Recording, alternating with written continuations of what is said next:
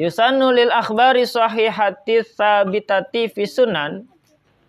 Berdasarkan hadis-hadis sahih yang telah ditetapkan oleh dalam sunnah Abu Daud, Imam Nasai, Imam Ibnu Majah, At-Tirmidzi. Nah, ini yang disebut dengan para pengarang sunan-sunan, para pengarang hadis sunnah ya. Jadi sunan di sini adalah jamak dari sunnah. Ada 4 orang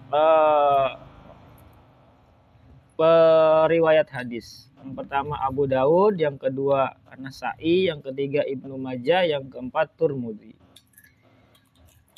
Disunahkan arba'u raka'atin qoblal asri. Nah, ini yang termasuk rawatib. Disunahkan 4 rakaat sebelum asar. 4 rakaat ini cara pelaksanaannya boleh langsung 4, boleh 2-2.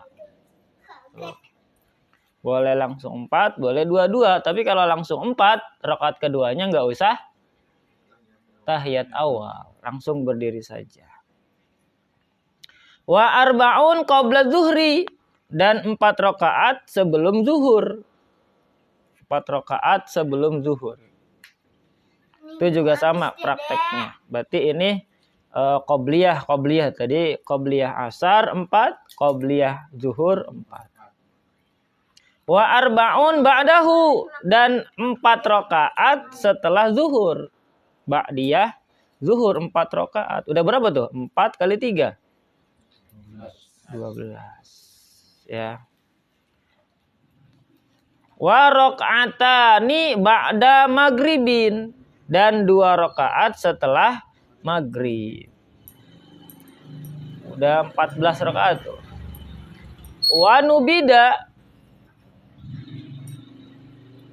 disunahkan menyambungnya dengan fardu sebab ya, jadi sholat maghrib itu ba'diyahnya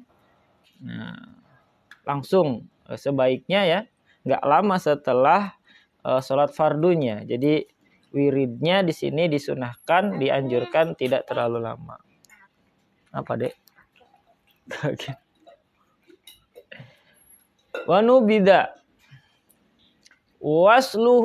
wasluhuma bil fardi wala yafutu fadilatul wasli bitiyani bi itsyanihi qablahum dzikral maksura ba'da maktubah. Keutamaan menyambung itu tidak luput apabila sebelum mengerjakannya didahului dengan zikir yang maksur dari Nabi Shallallahu Alaihi Wasallam. Jadi kalau diselang sama zikir-zikir yang maksur itu nggak jadi masalah. Ya.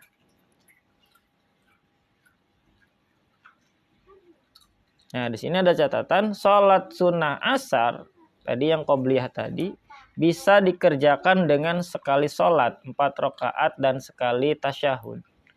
Namun afdolnya adalah 2 kali sholat, 2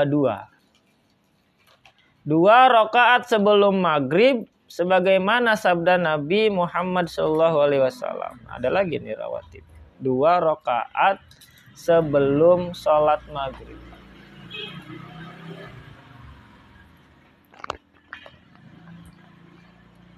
Bagaimana sabda Rasulullah SAW? Sallu qoblal maghribi, sallu qoblal maghribi, sallu qoblal maghribi liman sya'a. Salatlah kamu sebelum maghrib. Iya udah, kalau sariawan udah jangan makan aja. Salatlah kamu sebelum maghrib, salatlah kamu sebelum maghrib bagi orang yang bermaksud, bagi orang yang mengerjakannya.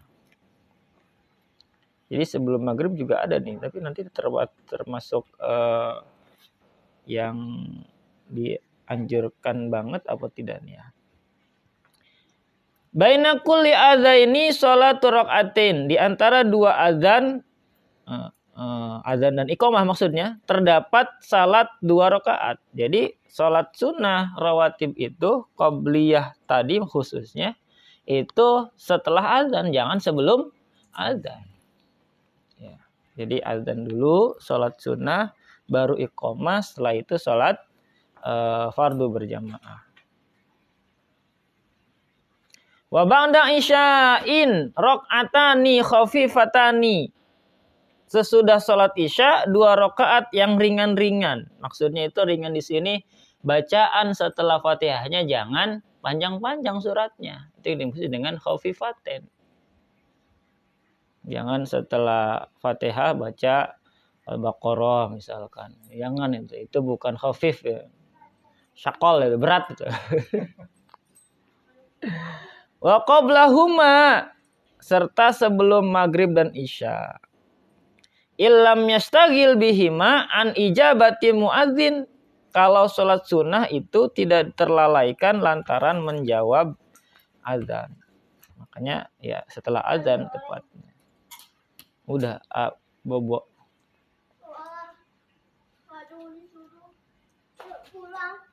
Dan yang berikutnya fa in kana bainal adzaini wal iqamati ma yasauhuma fa'alahuma wa ila akharahuma. Apabila di antara azan dan iqamah itu masih cukup waktu buat sholat sunnah, kerjakan. Kalau nggak cukup, nanti diakhirkan. Nah, sini. Ini berarti buat yang sudah dawam, yang sudah terbiasa sholat qobliyah ba'diyahnya, ketika datang ke masjid, orang udah mau iqomah, jangan maksain sholat sunnah. Kasihan, takutnya ada yang nunggu dari tadi punya keperluan yang lain, malah tersekat. Rakaatani qabla subhin. Nah, 2 rakaat juga sunnah sebelum subuh. Wa yusannu tahfifuhuma. Disunahkan meringankan pengerjaannya. Wa qiraatul kafirun wal ikhlas fihima. Nah, disunahkan baca setelah Fatihahnya Quran surah Al-Kafirun dan Al-Ikhlas. Apa dalilnya? Li khabari Muslimin. Dalilnya adalah berdasarkan hadis dari Imam Muslim wa ghairihi dan lainnya, wa warada aidan fihima alam nashrah laka wa alam taro kaifa. Ada lagi riwayat yang mengatakan bahwa sunnahnya itu qobliyah subuh itu setelah Fatihah 2 alam nashrah dan alam taro. Nah, itu yang masyhurnya itu ya. Pertama bacanya alam nashrah laka sadrak dan seterusnya itu, yang keduanya alam taro kaifafa. Serangka itu sama-sama alam, tapi bukan alam bahdukun, ntar disembur lagi. Wa inna man dawama ala qiraatihima fihima zalat anhu illatul bawasir. Orang yang membacanya secara rutin ketika sholat subuh, sunnah subuh tadi, dapat menghilangkan penyakit wasir yang dideritanya. Oh, ya, salah satu fadilahnya itu sunnahnya. Bisa ngilangin penyakit wasir.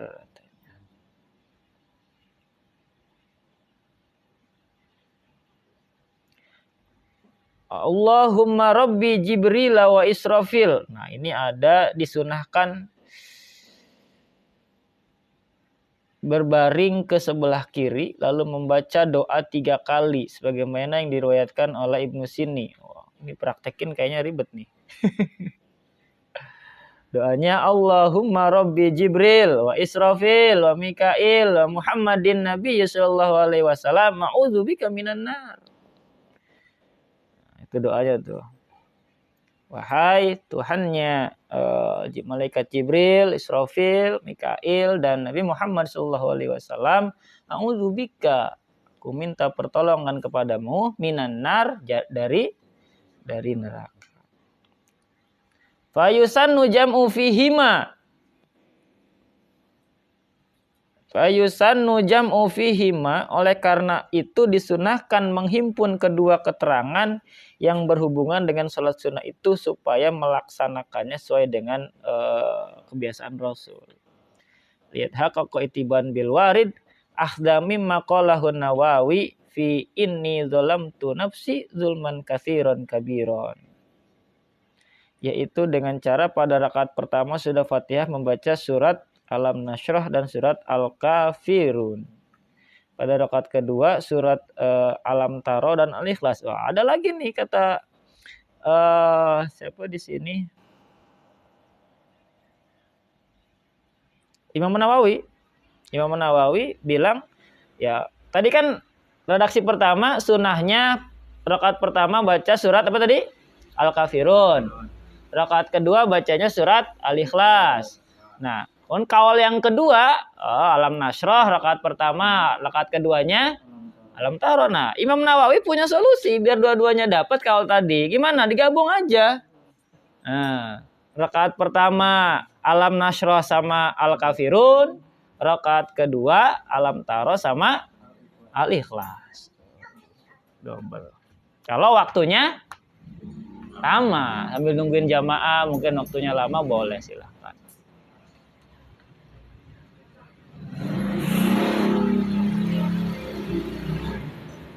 Oh, balik lagi deh, katanya udah ngantuk. Balik lagi. Kenapa? Jawab aja kamu.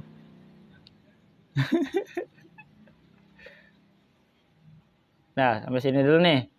Jadi kita membahas sekarang tentang sholat rawatib. Jadi sholat rawatib ini dikerjakannya munfarid atau sendiri-sendiri. Di antaranya di sini ada beberapa sholat sunnah yang ya mungkin kita sudah terbiasa melaksanakannya, qobliyah dan ba'diyahnya. Pertanyaan monggo.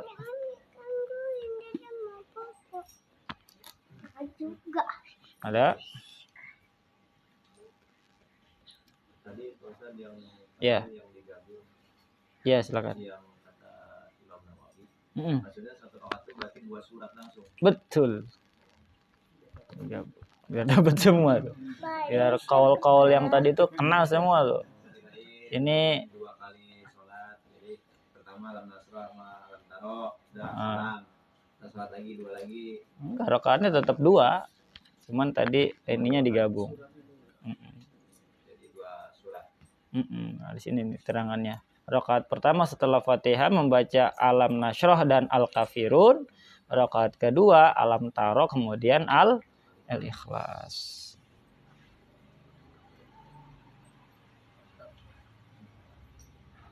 Ya, silakan. Waalaikumsalam. Nah, nanti dari sholat-sholat sunnah rawatib itu dibagi 2 hukumnya. Ada yang mu'akkad dan ada yang ghair mu'akkad. Ada yang ghair mu'akkad. Nah, yang mu'akkad yang sangat-sangat dianjurkan itu ada 12 tuh. Pertama 2 rakaat sebelum subuh. Itu jelas. Yang kedua 4 rakaat sebelum zuhur. Udah berapa tuh? 6. Kemudian 2 rakaat setelah zuhur. 8. 2 rakaat setelah maghrib. 10. Dan 2 rakaat setelah isya. Nah, itu yang hukumnya muakkad. Artinya sangat-sangat dianjurkan. Sisanya yang tadi tuh asar 4 rakaat sebelumnya, setelah zuhur 4 rakaat, berarti 2-nya muakkad, 2 laginya ghair muakkad gitu. Yang muakkadnya 12.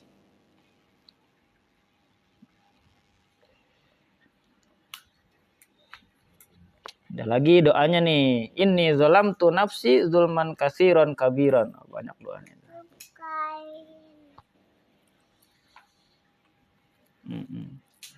Yang penting tadi apa namanya? Kita lihat kondisi waktunya. Nanya Pak. Monggo. Tadi diskusi 2 rakaat sebelum maghrib ya. Kayaknya jarang banget ya itu. Jarang, tapi boleh. Mau tadi bukan termasuk muakkad, tapi boleh dilakukan. Memang jarang. Jadi setelah asar nggak ada sholat ini ya, bagi ya? Iya nggak ada. Ada juga yang melakukan itu apa tuh? Karena ketidaktahuan atau gimana? Bisa jadi. Apa karena tinggalan yang Apa?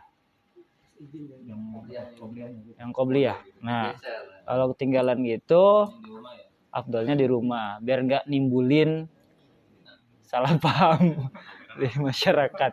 Aliran lagi. Biar nggak nimbulin. Atau mungkin juga karena beliau nggak tahu. Ya, banyak sebab. Ustaz, kalau sholat sunnahnya di rumah, kalau sholat wajibnya di masjid itu gimana? Boleh, bagus juga. Ya. Nah, asal jangan dibalik.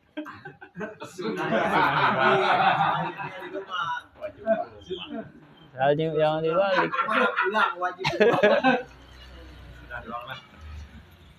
Ntar disuruh pakai mukena kata Ustaz Somad tuh kan.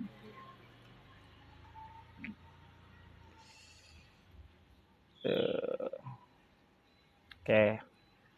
Nah, di sini ada tambahan lagi.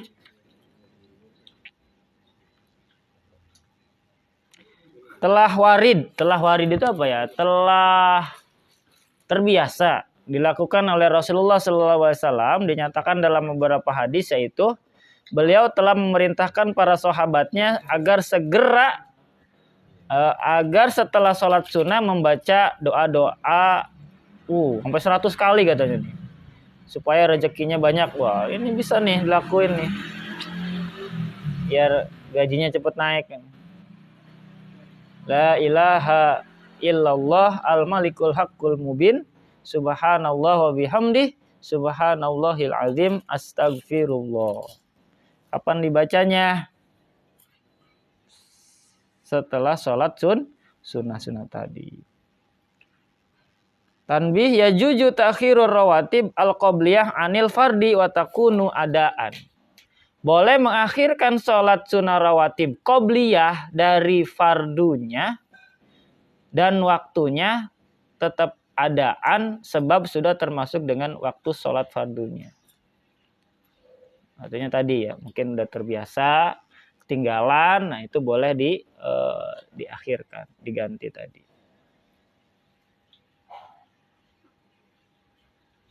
Nah, sini ada penjelasannya lagi. Takhir atau mengakhirkan waktu tadi, wa qad yusannu ka anna hadara wa sholatu tuqamu. Takhir itu kadang-kadang disunahkan. Artinya apa ya? Daripada maksain sholat qobliyah terus menghambat sholat fardu jamaah, ya, takhir itu disunahkan. Artinya lebih utama ketimbang kita maksain sholat sunnah qobliyah tapi ngeganggu jamaah yang lain. Kapan? Di sini dijelaskan, misalnya angkana hadara sholatu tuqamu au qarubat iqamatuha. Misalnya datang ke suatu masjid namun sholat sudah diiqamahkan atau sudah mendekati waktu iqamah. Bihaisu, sehingga kira-kira lawis taghala biha, apabila dia kekeh melaksanakan sholat sunnah qobliyah tadi, nanti maka lawis taghala biha yafutu taharrumul imam. Nanti ketinggalan takbiratulnya imam. Jadi nggak bisa takbiratul ihram setelah imam langsung gitu. Khawatirnya gitu. Maka di sini dihukumi apa? Kalau tetap maksain fayukrahu, hukumnya makruh malah. Gitu. Jadi kita ngejar-ngejar nambahin pahala, tapi kena hukumnya makruh. Nah, disitulah pentingnya orang soleh, orang rajin ibadah itu perlu ngaji. Jangan cuma giat ibadahnya, tapi ngajinya kurang, maka akan kejadiannya kayak gitu. So kalau kan, wah iya banyak nih sholat, tapi kena hukum makruh malah. Fayukrahu asyuru'u fiha la taqdimu ba'diyatin alaihi li adami dukhuli waqtiha. Maka makruh melaksanakan sholat sunnah rawatib waktu itu. Tidak boleh mendahulukan sholat sunnah ba'diyah atas sholat fardu. Sebab sebelum masuk waktunya, tidak boleh pula setelah habis waktu fardu menurut kaul yang termasyhur. Maksudnya gini.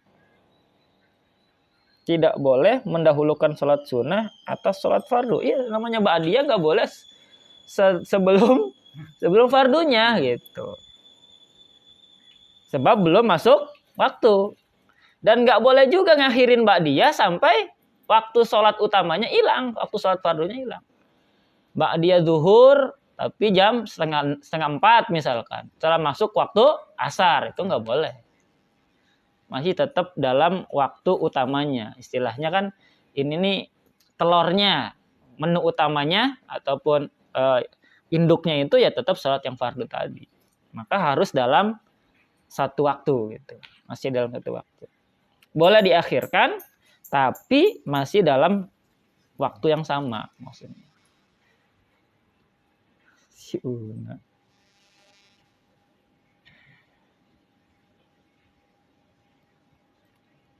Nah, tapi di sini saya pernah dengar tuh kayak Iya. Ali Jaber.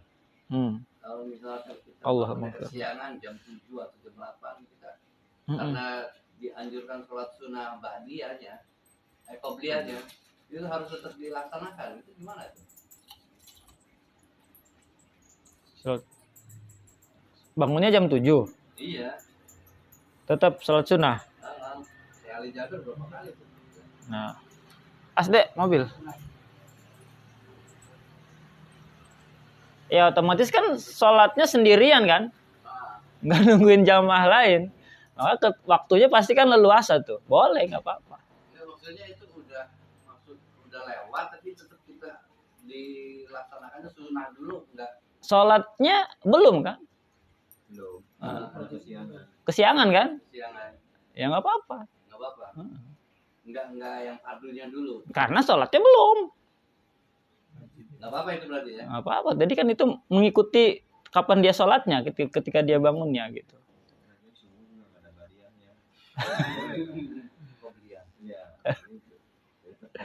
Jadi dia sholatnya kesiangan, bukan pada waktunya, berarti kan adaan. Tapi tetap melaksanakan qobliyah. Karena mungkin pertama kesiangannya nggak disengaja. Bukan sengaja begadang malamnya. Mungkin dia pules, tidurnya saking capeknya, atau karena satu sebab yang lain, sakit atau apa, sehingga kesiangan. Nah, ketika kasus kayak gitu kan otomatis itu uzur namanya. Maka ketika dia sudah terbiasa, di waktu-waktu normal dia bangun dapat qobliyah subuh, apa-apa kerjain untuk itu. Tapi kalau disengaja-sengaja, hati-hati tuh. Wal mu'akadu minar rawatib ashrun. Wah, ini beda lagi nih dengan pendapat yang tadi nih. Sunnah rawatib mu'akad itu 10 rakaat. Nah, diralat enggak nih ya? Qabla subhi, pertama 2 rakaat sebelum subuh. Wa zuhri, 2 rakaat sebelum zuhur. Wa ba'dahu, 2 rakaat setelah zuhur. Wa ba'dal maghribi, dan 2 rakaat sesudah maghrib. Wa isya'i, 2 rakaat setelah isya. Berapa tuh? 10? 10. Yang tidak mu'akad ada 12. Oh, berarti dibalik ini ya. Oke. Yang nggak mu'akad ada 12. Justru kebalikannya. 2 rakaat sebelum dan sesudah zuhur. Kalau tadi zuhurnya 4 rakaat. Qobliyahnya ya. Nah, ini ada sedikit ralat, nggak apa-apa. 2 rakaat sebelum dan sesudah zuhur, 4 rakaat sebelum asar.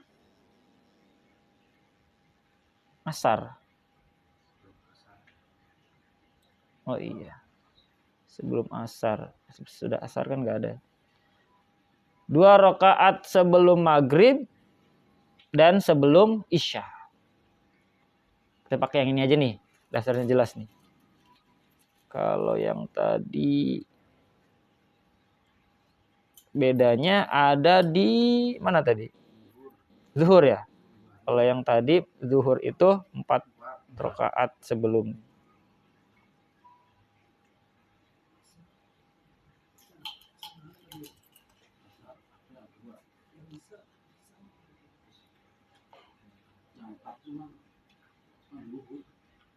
Justru asar di sini nggak ada yang muakad, dua-duanya qobliyahnya juga goer muakad. Referensinya mungkin berbeda yang tadi ya. Apa? Berikutnya sholat yang